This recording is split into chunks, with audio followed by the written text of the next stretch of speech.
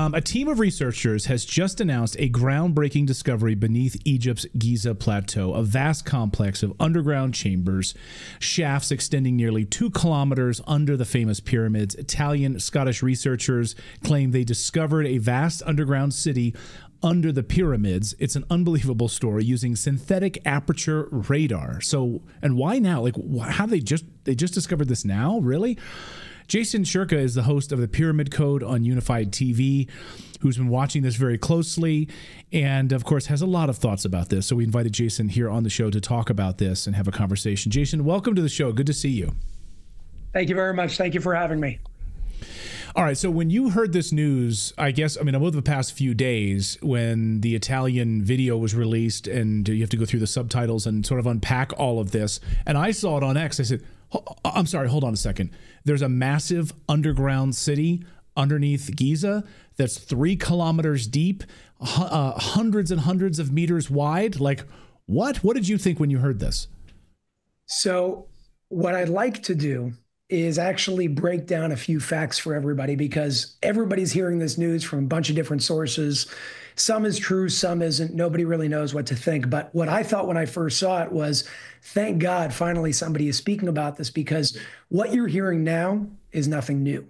As a matter of fact, the study, or so-called the research that these Italian researchers did, their names are Corrado Malanga, I believe, and Filippo Biondi. They're both researchers in the radar and remote sensing research aspect of things. And they actually published a peer-reviewed study and their research in an article titled Synthetic Aperture Radar Doppler Tomography Reveals Details of Undiscovered High-Resolution Internal Structure of the Great Pyramid of Giza. But guess when that was actually put out? It wasn't a few days ago. That research was put out in 2022. So my question, number one, why are we speaking about it now if it came out in 2022? Right. Well, that is a great question. Do you have an answer as to why we're just learning about this now? I mean, and I know you have documented a lot of this going back years. And in fact, there's recorded information going back to, I mean, wherever you come down on this, I don't know.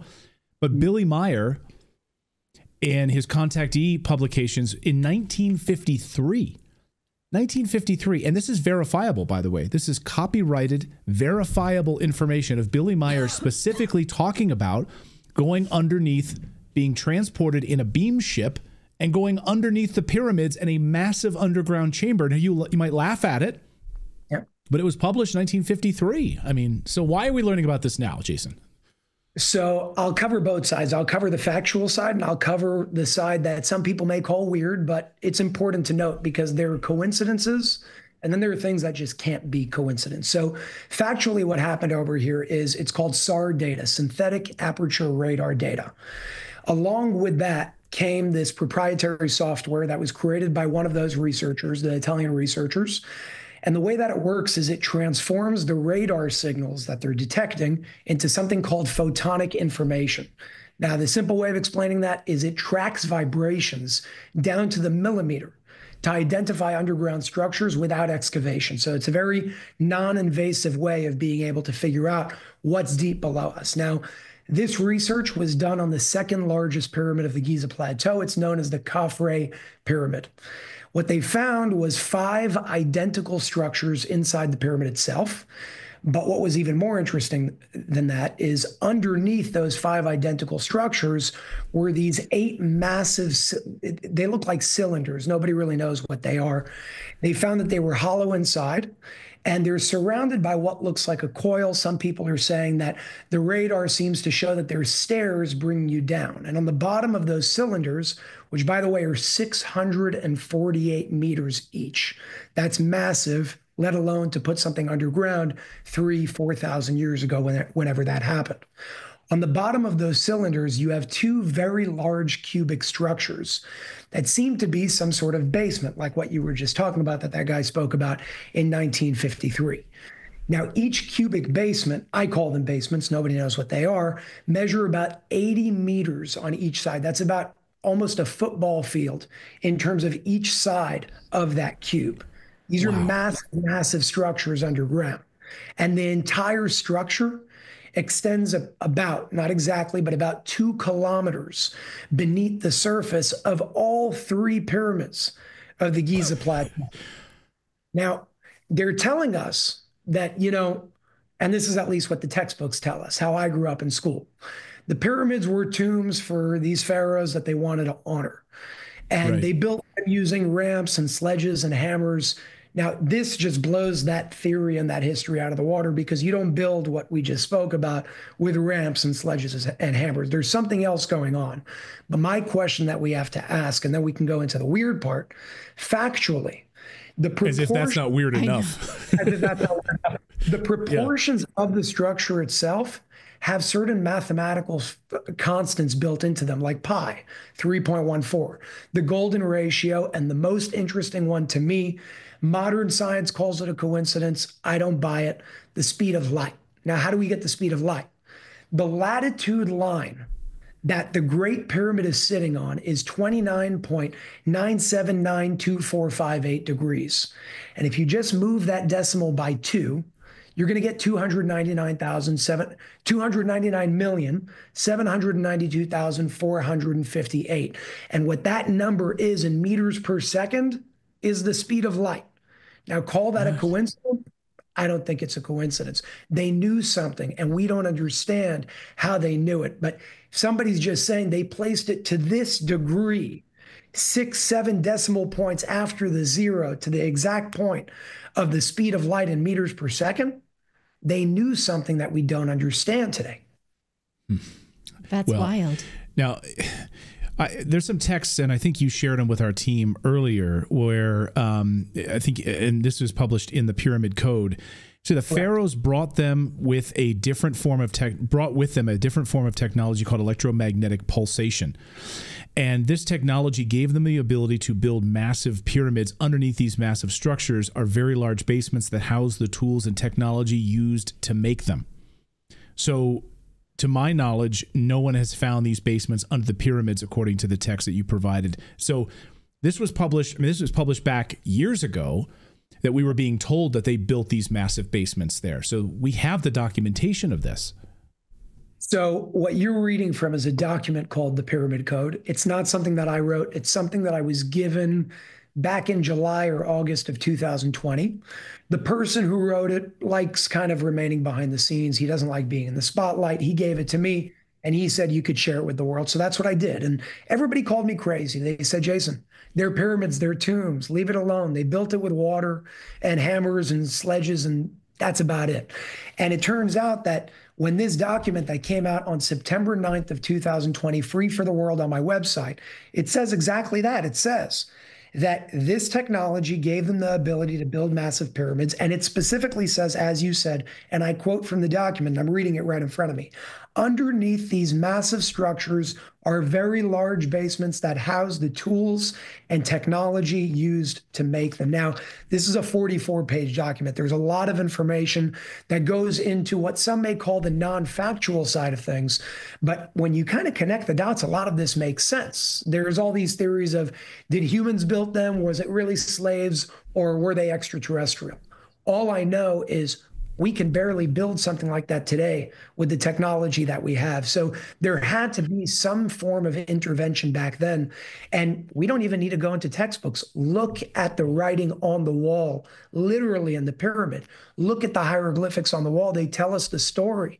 There are literal carvings on the wall showing us pictures from 2,000, 3,000, 4,000 years ago that they carved, basically telling us that they had other forms of technology that are in many cases foreign to us today.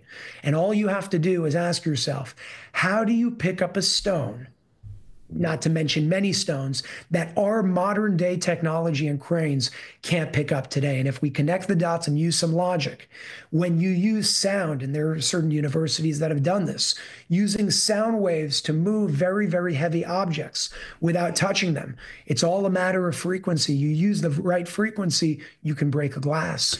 You use and the isn't there frequency to move things.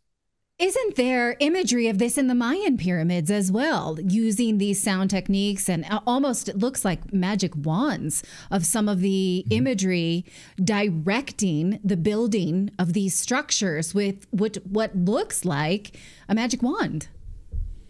It's very interesting that you brought that up, because that's another point of logic that we need to bring up. I like going into the theories and connecting some dots, but I need fact to base that off of. And from what we're told, thousands of years ago, we were not very advanced, as far as they tell us at least. And therefore, we couldn't have really communicated across continents, right? Christopher Columbus only discovered America, a few hundred years ago. But if that were true, please explain to me, and this is a question, not an answer, explain to me, how is it that there are pyramids all over the planet that have, in some cases, the same inscriptions and carvings into the stone of certain objects and stories if we didn't have any interplanetary communication back then? And it begs the question, well, did we? And are they not telling us something? Because if what I'm saying right now is accepted by modern day science and archaeologists around the world, it changes all of our history. It would bring us to the point of saying maybe we were more advanced back then than we are today. And maybe had those advancements today, humanity would be a whole lot more empowered. But if you go to politics, look what we're fighting over. We're fighting over oil. We're fighting over gas. We're fighting over energy. What happens if what the Pyramid Code series and the document says is true? What happens if what Nikola Tesla was saying over 100 years ago was true and free energy is possible? Well, the people that are fighting over natural gas now have a common enemy. It wouldn't just be World War III. It would be World War IV, based on what they would be fighting over, because free energy would change the world for the better for humanity. It would destroy the powers that be today. Right. Oh, it's unbelievable. I kind of come back to just thinking about Billy Meyer again, 1953, telling us what he saw there, and then people just dismiss this out of hand. Traveling there on these beam ships as a contactee case, you can, again, dismiss it if you want. He published it in 1953 and told us about these massive caverns. So where do things stand now with the research on this, Jason? Like, I know there's people that want, obviously, a second opinion, verifiable information. Now that we think that these things are there, these massive cylinders underneath the pyramids that go down, 3 kilometers, where do we stand with the research? Are we going to go and do some sort of excavation, second opinion? Where do things go from here? I'll give you my opinion on this. I can't share a fact, but my opinion, by, again, connecting certain dots and understanding the implications of such a revelation of what is now coming out to the world, because people knew about this for quite some time, I do not believe they're going to let us go down there and excavate. And even if they do, the findings that they find, I personally believe, will be hidden or kept secret for a period of time, because what the pyramids were really intended for, if you look at them with their mathematical formulas, and what a lot of people even use them for today, is healing. There are a lot of different rooms that create certain frequencies when you're sitting in there, and people till this day go there and have incredible experiences when it comes to healing. That actually inspired everything that we're doing around the world with certain healing technologies. We have a technology right now around the world that's in the shape and direct proportion of the Great Pyramid, called the Light System, specifically created and inspired after the Great Pyramid of Egypt, after the Great Pyramid on the Giza Plateau. So personally, just my personal opinion, I do not believe that they're going to allow more and more information to come out. But I do believe at some point they will have no choice, because it's just going to be so obvious. To get closer and closer to that truth, people need to start just considering maybe the history that we've been told is different than what we've been told. Maybe we're more powerful than what we've been told. And maybe there are a lot of secrets that when we start looking at them and start really saying maybe our authorities aren't telling us everything, we start finding those truths. Meaning, don't just look for the expert in power to tell you something, because in many cases, the expert in power is paid off by the people that control this world. And if we start going into ourselves and start looking around the world and connecting some dots, we can look at what the experts say and hear what they say. But we also have to use our own logic. And when you have a proper balance between the two, this world will become a much healthier and more conscious place. Oh, I love that. I love that. Well, Jason, great to see you. Thank you so much for this. Where can people find out more information with your work on the Pyramid Code? So the pyramid code, you can actually download the entire document and watch the full series, which is most important because that's a mind-blowing series on Unified TV. It's unifyd.tv right down there below. And if anybody does want to learn more about that technology that actually mimics the shape and direct proportionality of the Great Pyramid, it actually looks just like this. It's pretty awesome. That's called the Light System. And you can find that at thelightsystems.com, in plural, thelightsystems.com. Awesome. Thank you so much. Thank you, Jason. Great to see you. Really appreciate that. Thanks, Jason.